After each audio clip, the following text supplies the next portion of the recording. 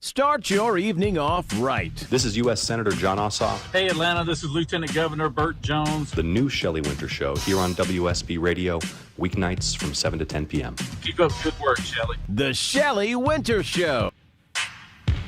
Hey, everybody, welcome to the Shelley Wynter Show. I'm Shelley Wynter, and I am the host of the Shelley Wynter Show. He is DJ Greg P, and we air every Monday through Friday, 7 p.m. to 10 p.m.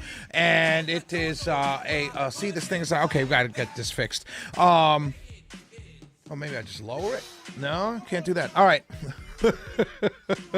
So let me tell you what's going on. We have this camera in the studio, and it works for Von Hessler, but it doesn't work for me. And I am always just kind of like below the little thing here. So thank you there, Blue. Let's see if it stays there. Perfect. That's perfect. Thank you, my brother.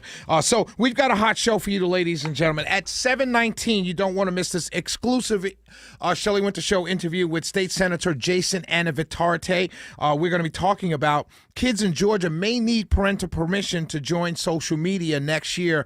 He's going to be talking to us about the bill that he and Lieutenant Governor Burt Jones are pushing for next year, and I am all for it. So he's joining us at 7:19. You don't want to miss that. We got a bunch of stories. That Chinese-run biolab in California that we talked about, well, they receive taxpayer dollars. We're going to talk about that. We're going to talk about the fact that the Biden administration has given $2.3 billion to a group that you will not believe is getting our money. Wow, wow, wow. We have a bunch of things to talk about, but we're going to start off with this. I want to start here. I have been saying for many, many years to anybody that would listen, particularly on the radio, but to anybody that would listen, that the Democratic Party is losing non-white, non-college educated voters. I've been telling people that for several years now, particularly men, right? Non-white, non-college educated men. Women also, but particularly men. And a lot of what I've been talking about when I tell people this is anecdotal. It's people that I meet. It's at the bar, sitting at a bar, watching the NCAA college tournament, and we're just watching games. We got our sheets in front of us, and you're just chopping it up. You're watching basketball for 3-4 hours, and you're just chopping it up, talking to each other. And I'm finding, and I would hear more and more stories of people leaving the Democratic Party. Now, that doesn't mean they're becoming Republican voters. It just means that they're unhappy. They don't want to deal with the Democrats anymore. And I see it in bars. I see it in the barber shops. I see it on a golf course. Just wherever my travels are. Jazz festival. You're sitting under a tent, listening to some great music, and you're drinking and you're eating, and the conversation of politics comes up, and I hear more and more non-white, non-college educated people. And I've said it before on this show, these are not the people on your social media that talk politics every day. These are regular people. They're dealing with regular life issues. They're not into politics. They're not 24/7 Trump, Trump, Trump, Biden, Biden, Biden, Republican, Democrat, all that stuff. They're just regular people, right? And so finally, I have the data that breaks down what I've been saying and seeing for years. A recent New York Times Siena poll had Donald Trump, this is the one that came out a couple days ago, that had Donald Trump and President Biden tied 43-43. With 16% saying that they're undecided. Now, this poll was very widespread. A lot of people talked about it because a lot of people were amazed that they were actually tied, because Trump is indicted and going to jail, he's a criminal, the whole nine. How can he be tied, right? So that was the top line, I guess, information that everyone was talking about. Well, what happens in these polls, when you deep dive and you go to specific demos, you see where the story really is. And I wanted to bring this up tonight because this is where the story really is. And it's what I've been saying to people for many, many years. The people have laughed at me. They've told me I was crazy. I don't know what I'm talking about. In 2012, Barack Obama had a 67-point advantage with non-white, non-college educated voters. 67 points, meaning that he won that demographic group by 67 points in his reelection campaign in 2012. Non-white, non-college educated.